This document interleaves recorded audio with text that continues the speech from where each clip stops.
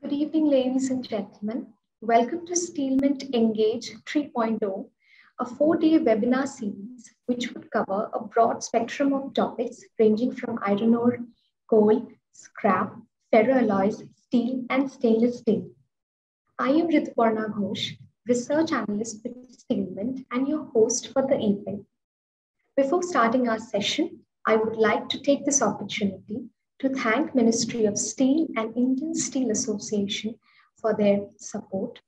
We have with us Mr. Zahir Surka, Executive Director at OSA Holdings, which also includes Equity Mining. He is joining us from Johannesburg, South Africa.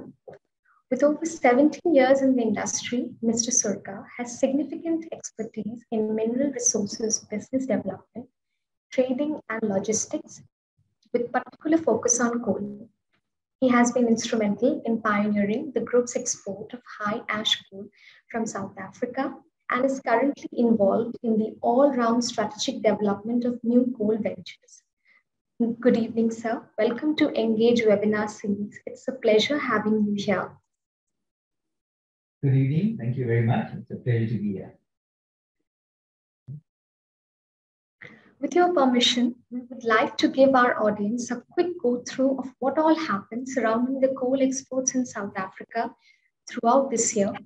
Our audience can also feel free to write their question on the chat section, mentioning their name and company name.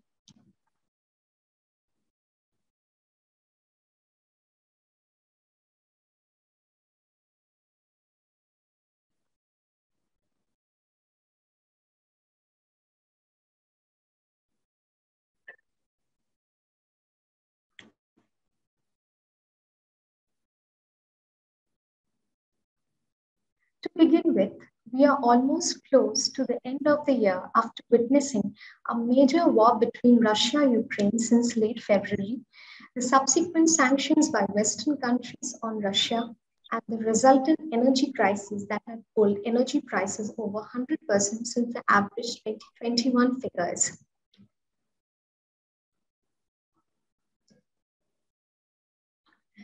We have seen a major shift in coal trade flows following the European Union sanction on Russia, as the gap created by Russian coal flowing into Europe was lapped up by South African exporters. However, record high coal prices in the country so far dampened its traditional markets in Asia, as shipments to India, Pakistan, Bangladesh, and China are seen in the red during Jan to September period this year.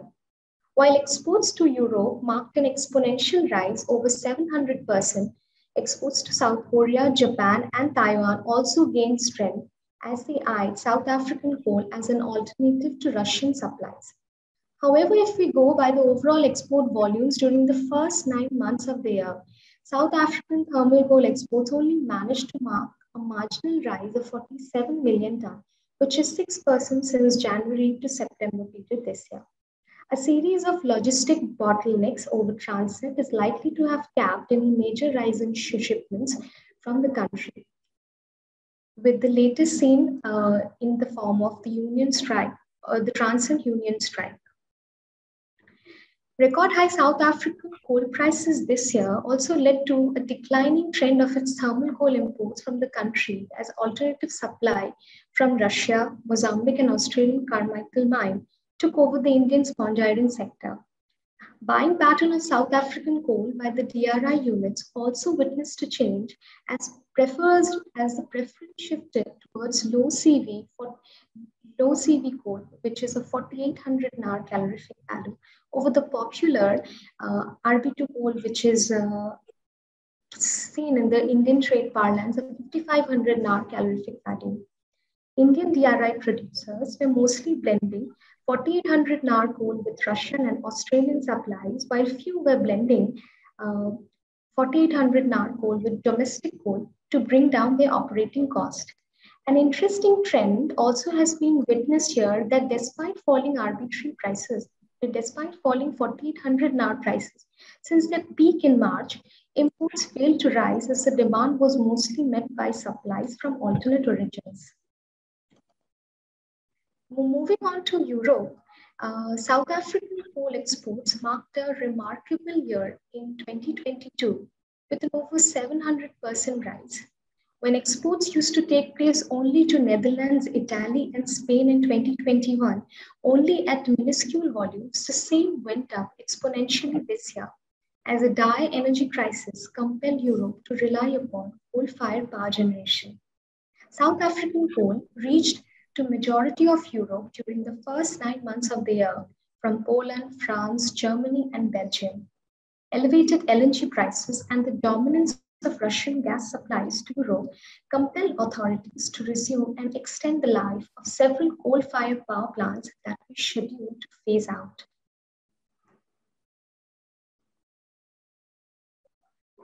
Taking a look at the key price trends of South African coal this year, prices remained elevated throughout the March to September period with major volatility. We saw high CV prices rising up to 442 per ton levels in March following the Ukraine attack in European sanctions. However, there seemed to be a downward trend since October as mild weather conditions in Europe has compelled them to roll back purchases. Winter inventories built up are also heard to be over expectation. Volatility in the low to mid CV category is also seen as quite manifold. Taking a look at the coal prices of Australian and Indonesian, whereas the supply situation played a major role. So far this year, Indonesian coal prices have fared relatively cheaper over their South African and Australian counterparts, but the easing in European demand also seems to be coming at par in the recent month, both in terms of Indonesian and Australian coal prices. So this was all from my side of the presentation. I would like to request Mr. Surka to also give us some insight into the coal output volumes in South Africa and more details about Eskom and Transnet. I would also like to remind our audience for typing in their questions, mentioning their name and company name. Over to you, sir. Thank you very much. Let me share my screen.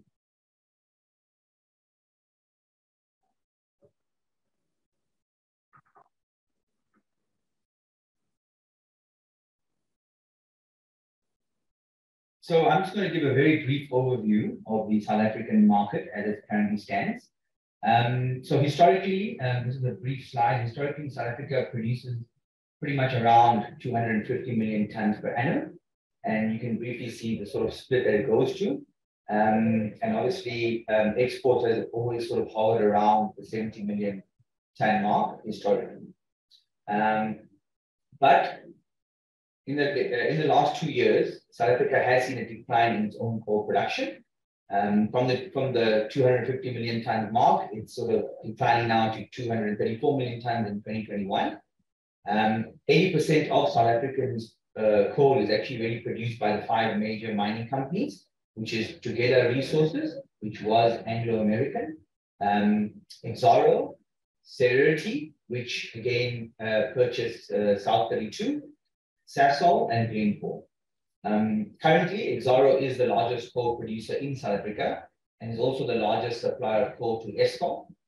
For those of you that are not aware, is the sole state utility power utility in South Africa. So historically, the South African coal mine industry has been supported by investment from Eskom, particularly the domestic market, in terms of long-term supply agreements. But due to the lack of support that Eskom is able to give the coal mining industry, given its various challenges, there are not many new coal mines that are being created in South Africa, and the coal producers are becoming smaller and a lot more scattered. Whereas historically, they were concentrated, as I mentioned, to 5-6 major mining companies. So for the junior and emerging producers, they do face a lot of obstacles, such as ourselves, including policy and regulatory constraints. There is community issues. There is funding challenges, as there are not too many institutes that want to fund coal, particularly banking institutes. Rising costs and obviously shortage in access to rail facilities. And the fact that there's not too much support from Eskom, it does make coal mining and the coal industry a lot more difficult than it has historically. I guess it would be, I thought I'd put this slide in because, Eskom does play a major role in the South African coal sector, but also to some extent impacts the export market. So, particularly for the lower CV coal. So typically Eskom is designed to burn lower CV coals, which is typically around your 4,800 NER coal. And in the past, Eskom used to enter into cost plus agreements with the coal producers, but they then changed the strategy. And as a result of that, they've had to sometimes fight to keep the 4.8 NER in the country and also compete with export prices for the 4.8 NER. While Eskom has also predicted that there will be a potential almost 470 million ton shortfall by 2030 if further investment in new coal mines are not done. But at the same time, their own generation capacity has been decreasing given all their troubles. And so this figure might probably be a lot less. So Eskom's trouble, which is well documented in the media, is really not so much coal related. Its issues really stem from state capture and corruption related delays in new generation, and also poor maintenance of their older plants, which has unfortunately resulted in severe load shedding in 2022 and is likely to continue into the future. So South Africa is heavily hamstrung at the moment on its power sector. And while Eskom is too vital for South Africa to be allowed to fail, it's not looking that promising in the short term because most of its power stations are 40 years plus and are in constant breakdown. And as I mentioned, there has not been a lot of new generation of power coming through. But the government has been looking at various remedies to assist the parastatal. It does not want to privatize it, but it has looked at sort of taking over some of its debt. There is new policies that encourage private generation, focus on renewables, etc., to try and get the energy mix in South Africa. However, what is important to also note is that coal is still very much part of South Africa's energy mix for the next 20, 30 years. It's in the blueprint of the energy mix plan. So in that regard, coal is here to stay in South Africa. Very important for the export market is Transnet. Transnet is the sole parastatal that is in charge of all the rail and port facilities in South Africa. And it is a critical component of the overall coal export supply chain. Any operational challenges encountered by Transnet will have a direct impact on the overall export volumes. And unfortunately, in the last 2 years, we have seen Transnet face various constraints, and rail in particular to RBCT, which is actually a private port, and other ports have been severely impacted. I'll give some stats on that just now. But coming back to Transnet and its current issues, it also is suffering from the effects of state capture. There is the corruption on the locomotives case, and currently, as we speak, there are more than 200 locomotives that are standing due to a dispute with the Chinese local manufacturer, which has also impacted Transnet's ability to get spares and maintenance. And so this has really been one of the major reasons as to why the RBCT coal line has not been able to move the coal from the mines to the port due to the lack of locomotives. Very recently, about a month ago, Transnet managed after almost 2 years to try and resolve the dispute with the Chinese manufacturer. And while they have made some progress, in my view, it will still take a good 3 to 6 months before it will be fully resolved and a lot of those locomotives can come back online. Another challenge that Transnet has been facing has been the cable theft and the rail infrastructure vandalism. So unfortunately, certain communities and people have been vandalizing and stealing the cables. This obviously has a direct impact on rail performance. However, the coal industry and the miners have basically stepped up to assist and support, and they are paying for the extra security of the lines, etc., to assist it. And then also as a result of years of negligence and unfortunately corruption and lack of availability of funds, there's been a lack of maintenance on the rail infrastructure side in Transnet, and that also has an impact on its ability to perform. They are looking at public-private partnerships, which is what the PPP stands for. But they've not yet been able to really bring it into practice. And there are no real plans for them to look at a PPP structure for the coal line, which they see as a major revenue generation line for them. So they would still intend to keep operating that line themselves, which may not be a good thing for the exporters if Transnet cannot get its act together. Just very much for those of you that may or may not be aware, but there are basically three major ports in South Africa. You've got RBCT, coal ports. So RBCT, which is the largest terminal in the world, it's got a capacity of 91 million tons, and it's a privately held terminal. You've got the Port of Richards Bay, which is operated by Transnet Port Terminals. There you've got two terminals. You've got the dry bulk and MPT terminal, and then you have a private player, which is Grindrod Terminals, which operates the Navitrade facility. But basically, you still have to export through the dry bulk terminal in Richards Bay. That's currently got a capacity of about 8 plus minus 8 million tons. And then you've got Maputo Port, which has got two terminals as well.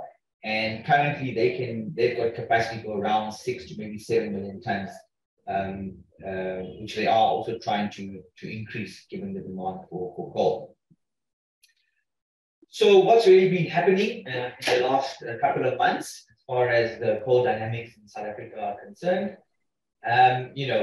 As you're aware, South Africa continually typically exports your RB1 6,000 kilocalorie, your RB2, which is your 5.7 min kilocalorie, your RB3 in South Africa, which is called the 5.5 kilocalorie, and the RB4, which is the 4.8 kilocalorie coal.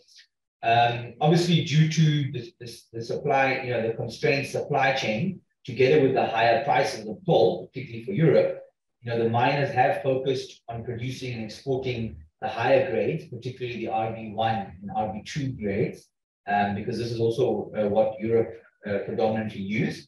But South Africa is also constrained in terms of depleting reserves and pressures on the washing yields. So to some extent, the supply of the higher grade is limited. And then, of course, the focus moves to predominantly the 5.5 NAR. And obviously, 4.8 is last in terms of moving into the port, given the return on product. So unfortunately, coal volumes will continue to be heavily capped by the supply chain constraints in the current year. Historically, RBCT has exported around 72 million tons. Last year, it only managed to do 58.72 million tons. And this year has been worse, and it's actually on track to only do about 52 to 53 million tons, which has been highly disappointing for the mining houses. The other ports have had to take on a lot of the spillage, the overspill from RBCT not being able to export its coal. So the MPT DBT is probably tracking at about 8 million tons for the 12-month period this year. Last year, in total, it only managed to get 4.3 million tons. Maputo also is tracking for around 6.3 million tons this year versus sort of 2 million tons last year. And also the port of Durban and Walvis Bay in Namibia is also getting a little bit of a flow. We've probably got 1.5 million tons sort of going through there.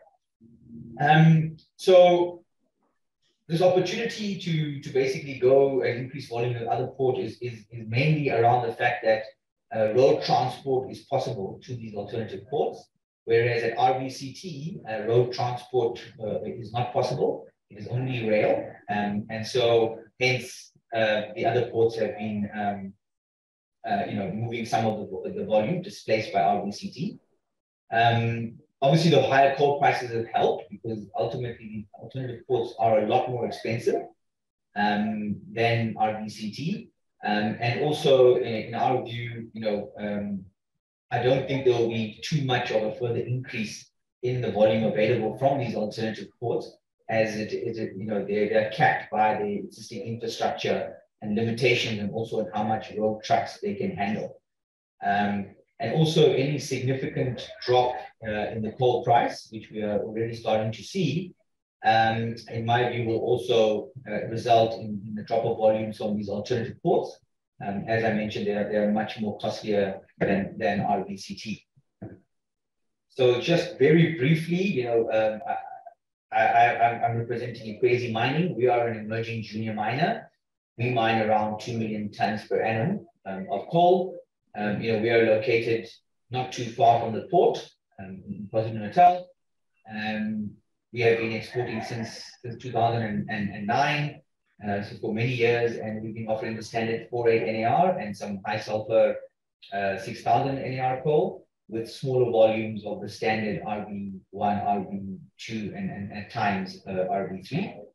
And we export through the alternative port terminal, so we do not have access to RBCT, and export through the dry bulk and the multi-purpose terminal. And we have been exporting to various countries, over 20 countries historically, and have a very diverse base of clients for our mining operations. So thank you very much for that. So I'll be starting with my set of questions, and we have a lot of questions coming from the audience.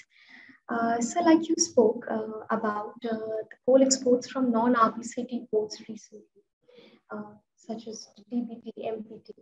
Do you see export volumes from these ports rising sharply in the near future? And they must be faring much lower than the capacity of RBCT ports. Yes, so as I mentioned, a lot of the spillage of RBCT coal has gone. Some of it has been going to these various ports, as far as even Walvis Bay and Durban. But these alternative ports have always been around. It's just that they have now, with the demand, they have been able to push the volumes that are coming through. But in my view, there are two challenges that will not see further volume coming through. So one, of course, is that they're almost reaching their peak capacity, unless there is some expansion plans that are possible, which will not be in the short term. But they are limited in terms of road. The majority of these ports, in fact, all of them are pretty much receiving 95% of their cargo by road, because there is no rail. Whatever rail is available is going to RBCT. And then, as I mentioned, the coal prices will also have an impact on that. Typically, even from these ports, the pricing is discounted to RBCT. And then, obviously, with further pressures on the API4 and coal market prices, there will come a break-even point where you will see these volumes probably decrease substantially. Right. So you also spoke, you also rightly pointed out in your presentation about the operational challenges of Transnet in South African export capacity. You also spoke about the current state of affairs. Sir, the audience want to know, has the pace of coal loading and deliveries increased to some extent post the wage agreement being agreed upon with union workers? So that, the wage increase was just operationally disrupted, and maybe for a week or 2 weeks, basically. But it hasn't fundamentally changed Transnet's issues. And in that way, maybe Transnet, it's lost 2 weeks of rail movement, which I don't think it will be able to catch up. And maybe RBCT would have then, trailed at about 55 million tons this year, because they do about 1 million ton roughly a week. So that, unfortunately, that's the strike has not had the biggest impact. The three major issues and the short-term issue that can really change things around in Transnet is if they can sort out the locomotive issue. And if they can bring those 200 locomotives back into action as soon as possible, that will, in my view, in the short term, have a much bigger impact on rail capacity. Okay, so we have also seen in the recent days the strike or the locomotive strike, the locomotive parts that are being blocked hasn't made much of an impact on the prices. Prices are mostly on a declining trend since the last 2 weeks. So is it mainly driven by demand or how much is supply playing a part in it? So I think at the moment, supply is not really playing too much of an issue. I think, as we all know, Europe is heavily, it's very soft at the moment. It's full. They've stocked up for the winter. They almost did their panic buying a few months ago. And so, we're not really seeing a big demand in Europe. And of course, the Asian markets are not going to pay the higher prices for the coal.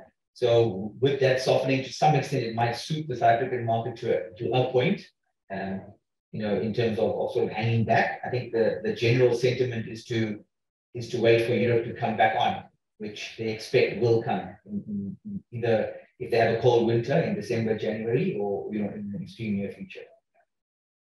Sir, how much are you looking into Europe as a market for at least the rest of 2022? And do you have any expectation if a harsh winter would help prices rise up again in the first quarter of January, Jan to March? Yeah. So as we mentioned, I think for the rest of the year, Europe customers are well stocked, not only in terms of coal but also gas. So I think the European fundamentals will remain soft, for the rest of the year. But we do believe that obviously forward prices definitely into next year, with the Russian embargo, with the tight gas market, it'll continue into 2023, 2024. Even if the war, in our view, had to stop, even tomorrow, a lot of gas infrastructure has been damaged, and the dependency on coal for Europe would still be there. I think South Africa has always been a swing supplier of coal. I think maybe, if I remember, even when I started my career, I don't think there was almost nothing going to Asia. It was almost 80-90% going to Europe. And then over the years, it swung heavily into India and Asia's favor. But because of its geological location and its ability to swing, I think South Africa will tend to go where the prices are. Okay. So what are your take on South Africa's traditional markets? We have seen exports to India, Pakistan, Bangladesh, witnessing a major downfall this year. Yeah, so look, it has been challenging. I think at the end of the day, the trade fundamentals have changed globally, not only for South Africa. Europe is back, SA, Colombian coal is going there. And a lot of the Russian flows are ramping up into India and China, and also into Turkey. So these will definitely intensify the competition for South African coal into those markets. The Indian buyers are looking for obviously cheaper Russian coal, but in our view, and this is again just our opinion, we feel that the DRI producers will continue to buy the lower South African coal, the RB3, as we call it, whereas most of the other customers in India will probably switch to Russian coal when the prices don't make sense. So, and obviously in Pakistan, it's different challenges. Obviously, the devaluation, of their currency has made South African coal unaffordable, and they've obviously turned to exporter, imports from Afghanistan, etc., to assist them. So that has got a direct impact on the South African market as well. But again, right now, because of the supply constraints and limited coal to some extent in South Africa, their preference is to go to the European market with the higher CV, RB1, RB2 sort of grades. And then I think they would still like to maintain the RB3 grades with their DRI and the existing customers in Asia.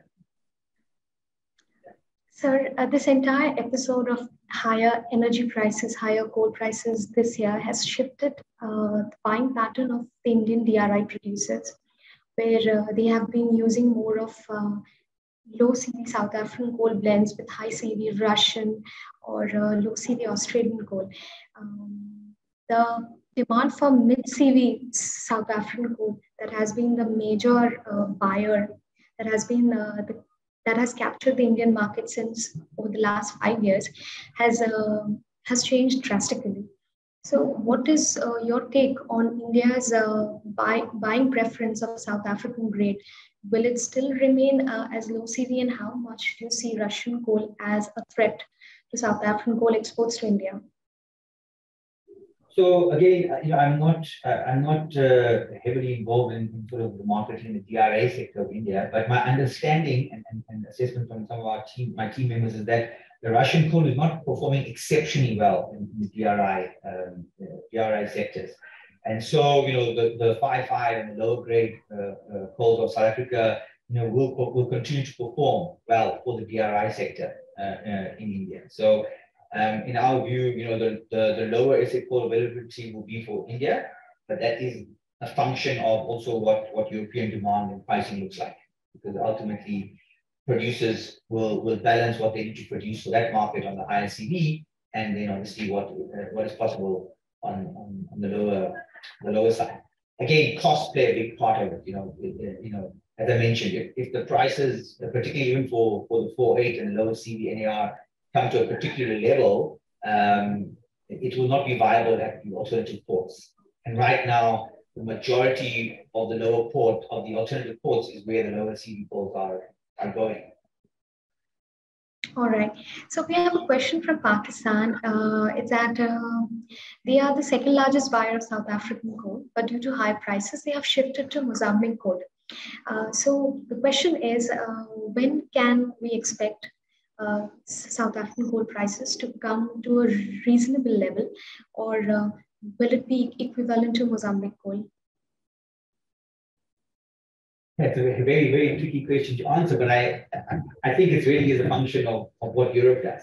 It's as simple as that. I don't think South African producers are going to specifically try and reduce their prices for Pakistan or the Asian market. It's a demand and supply sort of scenario. Mozambique has got various other challenges. The coal qualities are a little bit different. It's got different dynamics. It's also limited in terms of how much it can export, given its own supply chain issues, which are probably worse than Transnet in that sense. So while some of it may be finding its way, it's also, the dynamics are very different for the Mozambique coal. It's effectively a byproduct of their coking coal operations. So again, cost is not as big a driver for them because it's a byproduct, as opposed to what the coking coal price does for them. So most of their costs are sort of covered under the coking coal pricing, if I can say it that way. Whereas that's obviously not the case for South African producers. They've got to deal with their direct cost in producing the coal together with the higher cost of logistics, which doesn't help either. So how much does the internal disturbances in South Africa affects the production in the country? Do we see production volumes rising in the entire of 2022 and next year with more coal demand coming from across the world? So unfortunately, South Africa has been on a bit of a decline, as I mentioned in my presentation also, almost 15 million tons down last year. And I don't think it's too different this year. It's again a combination of a couple of scenarios. So obviously, one is that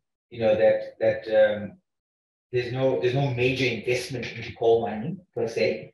Funding for junior miners, etc., is not readily available. It almost comes from within the industry. The industry has then become scattered in many ways. Also, to a large extent, the Mpumalanga coal field. So while South Africa is blessed with, I'm not sure the figure, but literally billions and billions of tons of coal, it's heavily concentrated historically in the Mpumalanga area, and a lot of those coal fields are depleting. The qualities are not where they need to be to produce a standard RB1, RB2.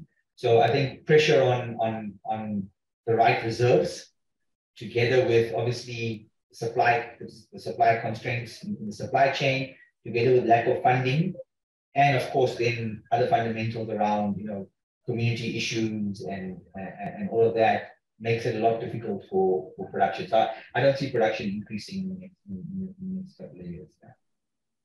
Right. Several coal-producing companies have expressed bearish outlook on South African coal industry due to the logistic bottlenecks, and they have failed to incentivize on the record high prices this year. What is your outlook on the coal mining industry in the country in the near term or the future outlook?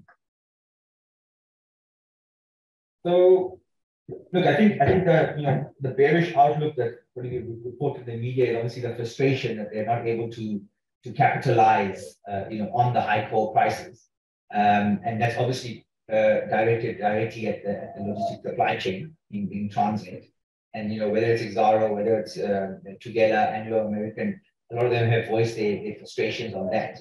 But the other side, which I mentioned, is that if export prices are not staying, high. Traditionally, South Africa was very dependent on Eskom, and Eskom was the base on which new coal ventures and new coal mines used to basically grow on. And with Eskom's various troubles, that's also impacted in terms of production and new coal mine coming online, etc. So, look, we're in the coal business. We're obviously very bullish about it. We continue to invest. We believe there is a space for it. Again, I think for any new player, it's very difficult. South Africa has got its own unique challenges in terms of operating here. But within reason, in our view, and where the current prices are, and maybe for the next 2-3 years, depending on what happens in Europe, I think this is a good time for coal producers in South Africa. So to talk about Eskom, how serious is the power? Can you give a brief insight about how serious is the power crunch in South Africa? Is there any supply issue being faced by Eskom, or can you just give us a brief idea of how Eskom is sourcing coal and what's the current situation there? So Eskom's problems, as I briefly mentioned in my presentation, is not so much related to coal or supply of coal. Yes, it's one of the problems. The biggest issue is that it's not generating enough electricity. Right? Its generation has been flat, and obviously recently with all the various troubles it's had, it's actually gone backwards in terms of its generation capacity. So that's really it's really serious. I think this year we call it load shedding in South Africa. That is when the government during planned times during the day literally switches off the power to various areas. And then switches it back on and basically sheds the load. We've had a record-breaking year we've been having load shedding since 2009 and 2010, but this year it's been at record levels in terms of the hours of load shedding. The equipment is just getting older, the power station is getting older, and it's the same as having a very old car that you have to keep driving and you really don't know what's going to break when. And obviously then that affects the availability of how far you can drive. And that's literally what's happening in Eskom. So it is very serious. I think it is a concern to the South African economy. It is a concern to all the people in South Africa.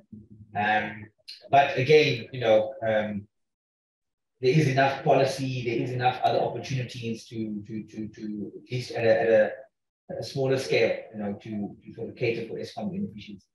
As far as the coal goes, that's going reasonably steady in terms of coal demand. Yes, it would have dropped maybe another, I'm assuming 10 million, 20 million, 10, 15 million tons maybe, because of the non-availability and breakdowns, and obviously it doesn't need much coal. But otherwise, it's fairly steady in terms of coal supply. And there's no regulations from the government whereby mining houses have to, there's an allocation that has to go domestically, or that there's a pricing sort of cap. There's nothing at the moment. So for the producers, it really is sometimes a choice of supplying Eskom versus the export market. Okay. So what's the future of power generation in South Africa? Is it going to be based on coal-fired power generation, or is there any transition to cleaner energy? So there is a power generation sort of map that came out, I think a policy that came out a year or two ago. Coal is still very much part of that mix, although at a much reduced scale. And obviously then there's a bigger push to bring in renewables and even a little bit more nuclear obviously there's no gas in South Africa, so that's not an option.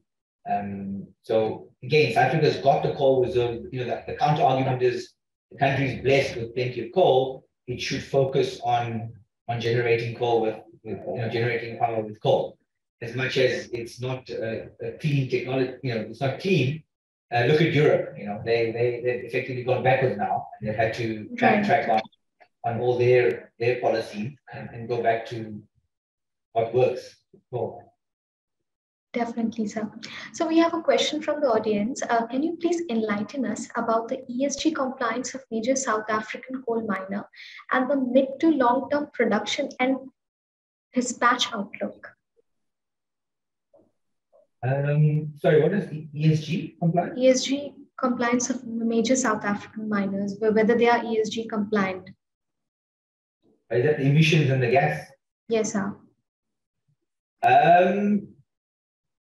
So again, I think South Africa does not, the mines, as a producer, we don't have any restrictions at this stage. There's obviously your environmental compliance, but in terms of emissions and all of that, there's no real body governing it at the moment that we're aware of. So again, in terms of wanting to, in terms of production and dispatch, there's no real, no real factors inhibiting that at this stage. That is purely a factor of your reserve, the size of the reserve, your ability to mine it, cost effectively, and of course, what the market is doing. I think the one challenge South African coal miner producers do have, that if there is no access to export market, and with Eskom not really growing and sort of taking on more capacity, then they actually don't have an outlet for their coal. Even local industries have not really grown much in South Africa. So, there hasn't been an increase in demand for local coal as much. And currently they are suffering heavily because of the high coal prices. So they're not able to, it's affecting a lot of those industries as well. Sir, lastly, can you give us a view about what's the current state of affairs of coal transportation from railway versus road in South Africa towards our RBCT code or MPT or DBT? So as I mentioned, RBCT is purely rail. So that 53 million tons that may happen at the end of this year, that's all on rail at the moment. From the other, Maputo is 90 to 95% road. Dry bulk terminal in Richards Bay is the same, probably about 90% road. Durban, that million tons, and Walvis Bay also, that's all road. So all the alternative ports are really pretty much on road. RBCT is only on rail. It's one of the things that we also were not able to understand, but RBCT have refused to sort of change their operating model to accept road, or I think they're just limited in their ability to do so. And so they have just stayed on rail. All right. Which has created that almost 20 million ton gap this year. All right. So if you have to summarize, how do you see the South African coal industry in terms of the prices as well, both in terms of export capacity and prices? What are we going to expect in by the end of this year and the start of next year? So I think if prices are cooling off the way they are at the moment, and if they continue to do so, I think you will see a decline in exports from South Africa, particularly from the alternative ports. So I think those numbers at 8 million that I said, the trading, and the 6 million to Maputo may even come down by 2-3 million, depending on what prices do. Because they are the first ports that are going to go with prices softening in terms of RBCT is still very efficient cost-wise. So obviously, a lot of the coal will then find its way back into RBCT, and you may see lower grade of coal, the 4, 8 NER, etc., being more readily available from from RBCT than they may be at the moment. However, it's again, everybody is still very bullish about Europe next year. And everyone sort of sees this as a short-term blip, a crunch related to overbuying by Europe to some extent, waiting to see what the winter does in Europe. And if it's a harsher winter, then Europe will start taking hold again, and everybody is sort of almost waiting to again capitalize on the upswing. I'm pretty sure that the outlook for 2023 and even 2024, again, depending on how long the war lasts and what else Europe sort of does, it's still very bullish for South Africa. And in that regard, whether Transnet can get their act together on the rail, particularly if they can solve the locomotive issue, then that 55 million tons that we currently see from RBCT, hopefully that can increase to at least 65 million tons at least. And then obviously it may or may not, depending on what Europe is doing, cause a reduction in demand from the alternative ports. All right. Thank you so much for such a wonderful session, sir. It was a great pleasure to be talking to you regarding the current market situation. I would extend my gratitude to the Indian Steel Association and the Ministry of Steel for extending their support for Engage 3.0. Thank you so much for being with us. Stay tuned for more knowledge-driven webinar like this. This is Rituparna Ghosh signing out for the day. Thank you so much for joining us, sir. Thank you very much. My pleasure. All the best.